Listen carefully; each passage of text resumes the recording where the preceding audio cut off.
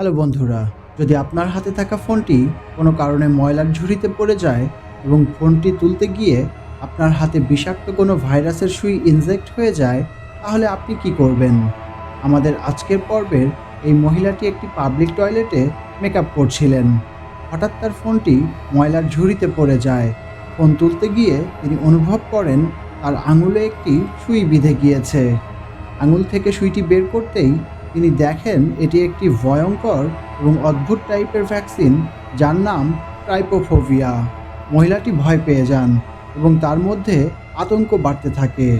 তিনি তার ফোনটি থেকে একটি ভিডিও বের করেন এবং দেখতে থাকেন কিভাবে এই ভাইরাসের প্রতিকার করা হয়। তিনি ভিডিওর নির্দেশনা মেনে ভালোভাবে তার হাত পরিষ্কার করেন।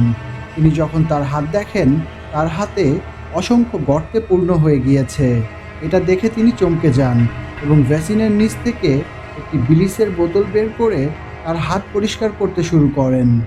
বিস্ময়ের সঙ্গে দেখতে পান গর্তগুলো সেরে গেছে, কিন্তু তার এই আশার আলো দ্রুত মুছে যায়, কারণ যখন তিনি বুঝতে পারেন তার বাঁ হাতে সংক্রমণগুলো ছড়িয়ে পড়েছে।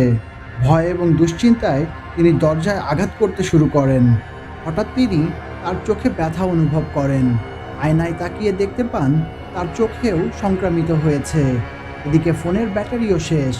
নিজেকে অসহায় অনুভব করে টয়লেটের এক কোণায় বসে পড়েন এবং চিৎকার করতে থাকেন।